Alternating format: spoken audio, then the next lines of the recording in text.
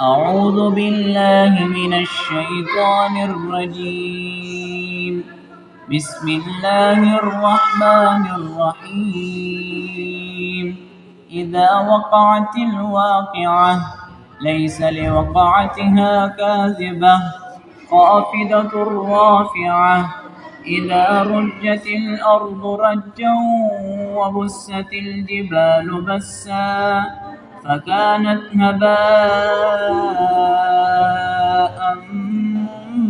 منبثا وكنتم أزواجا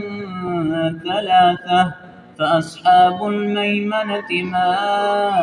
أصحاب الميمنة وأصحاب المشأمة ما أصحاب المشأمة والسابقون السابقون أولئك المقربون في جنات النعيم ثلة من الأولين وقليل من الآخرين على سرر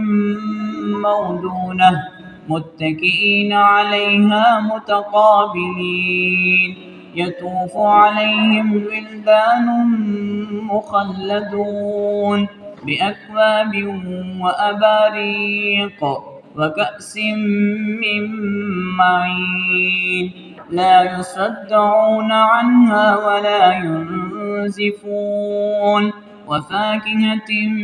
مما يتخيرون ولحم طير مما يشتهون وحور عين كأمثال اللؤلؤ المكنون جزاء بما كانوا يعملون لا يسمعون فيها لغوا ولا تأثيما إلا قيلا سلاما سلاما. وأصحاب اليمين ما أصحاب اليمين في سدر مخضود وطلح منضود وظل ممدود وماء مسكوب وفاكهة كثيرة لا مقطوعة ولا ممنوعة وفرش مرفوعة إنا أنشأناهن إنشاء فجعلناهن أبكارا عربا أترابا لأصحاب اليمين ثلة من الأولين وثلة من الآخرين وأصحاب الشمال ما أصحاب الشمال في سموم وحميم وظل من يحموم لا بارد ولا كريم إنهم كانوا قبل ذلك مترفين وكانوا يصرون على الحنث العظيم وكانوا يقولون أئذا متنا وكنا ترابا وعظاما أئنا لمبعوثون أوآباؤنا الأولون قل إن الأولين والآخرين لمجموعون إلى ميقات يوم معلوم ثم إنكم أيها الضالون المكذبون لآكلون من شجر من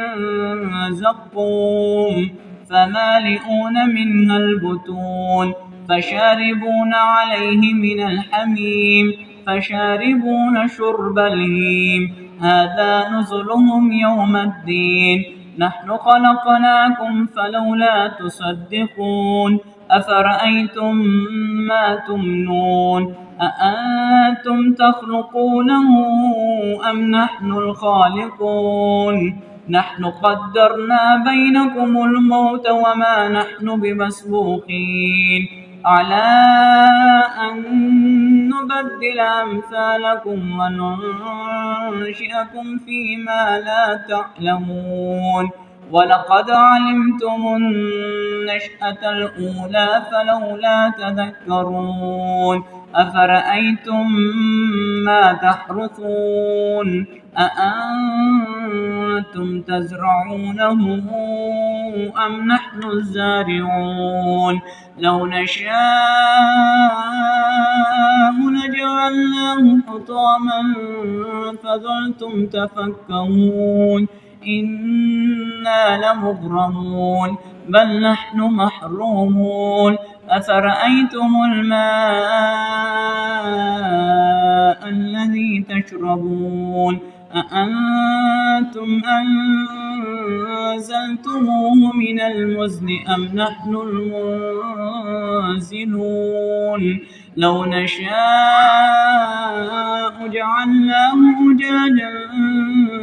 فلولا تشكرون أفرأيتم النار التي تورون أأنتم